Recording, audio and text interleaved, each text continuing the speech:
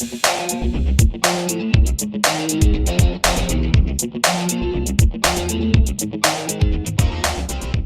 not sure why we were friends. Tyler Brooks was a fucking bully. He was like Nelson, the bully from The Simpsons. But his laugh was less, ha ha, and more of an evil, shrill machine gun laugh, like that came out really fast and tight, like a little wheeze in the beginning, or maybe I only have a wheeze in the beginning. If you looked at a picture of Tyler at that age, he always had a smile on his face, which should be nice, but if you knew him, he was a real shit eater, that smile, like he was imagining pulling your chair out from under your ass as you were about to sit down. His favorite target was Finn McCarthy.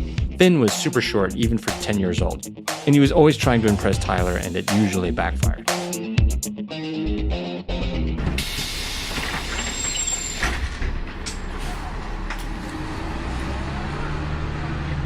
One day, on the back of the bus on our way to Bowman Elementary in Lexington, we were having everyone's favorite prepubescent boy chat. Who's had a wet dream? Naturally.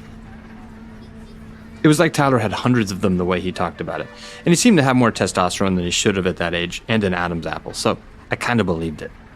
For some reason, Finn tried to convince Tyler that he also routinely had wet dreams. Bullshit, no you didn't.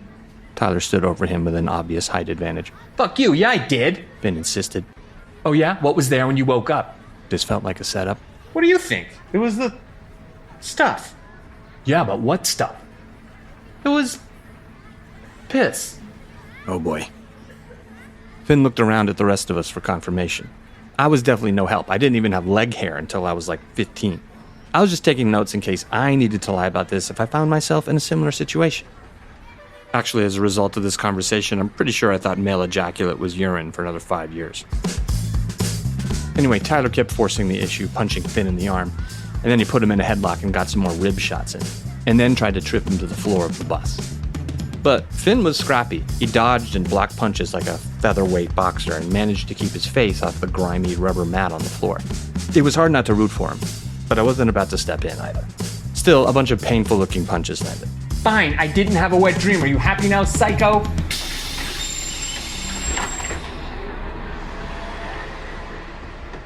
On one particularly fuguey day after school, Tyler came over to play basketball. Our next-door neighbor had a small paved court, and they let us play there. But there was one issue. Jeremy Ashworth.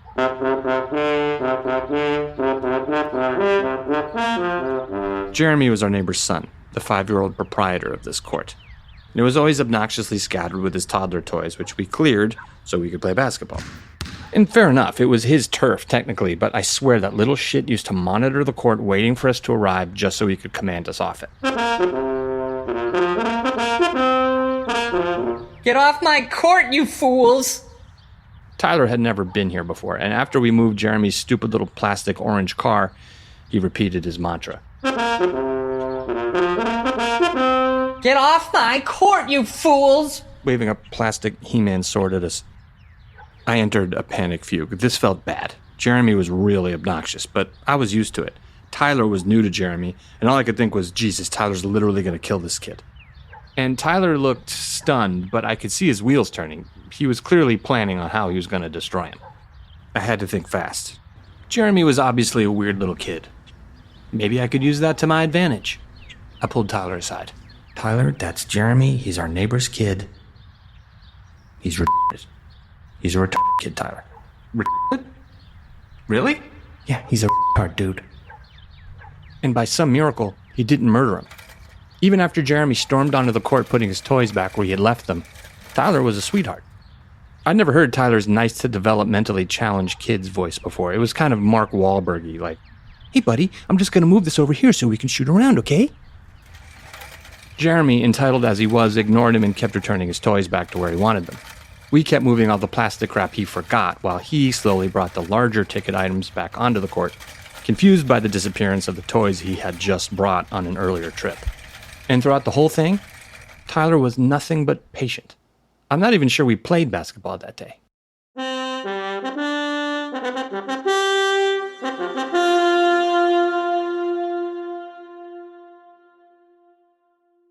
I wonder if maybe the situation tapped his kindness.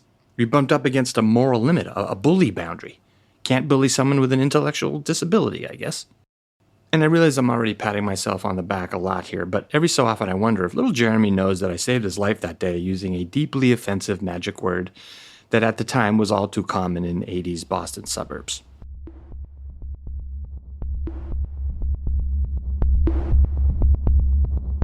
Could this have been the kickstart to Tyler's bully recovery journey? Maybe all this time he felt trapped by his bully behavior. Either way, a few years ago, I got a friend request from Tyler Brooks on whatever is left of Facebook. And the guy posted pictures daily, like one of those people that came 15 years late to social media and didn't realize how good the engagement dopamine is. Every post was of him and a group of very diverse-looking people at what looked like Burning Man festivals. And Tyler wasn't dressed in a Dr. Seuss top hat and a green glowing pinstripe suit or whatever. He was wearing normal masshole clothes. Jeans, sneakers, and a band t-shirt, but also a shimmery silver wordless ball cap. I guess he was fitting in his way. The major difference was that the shit-eating permagrin of his childhood days had morphed into a smile that ate far less shit. It looked more like a third eye open perma-smile. So either he had a personal transformation, or he was on festival drugs. Or both. I don't know. And it seems this change had stuck. The last picture I saw before I unfriended him was another selfie, but instead of festival goers, it was with his parents. And he had that fully realized joy, permagrin, ear to ear on his face, and his parents aren't looking at the camera, they're looking at him. I assume wondering, who are you, and what the fuck have you done with our evil son?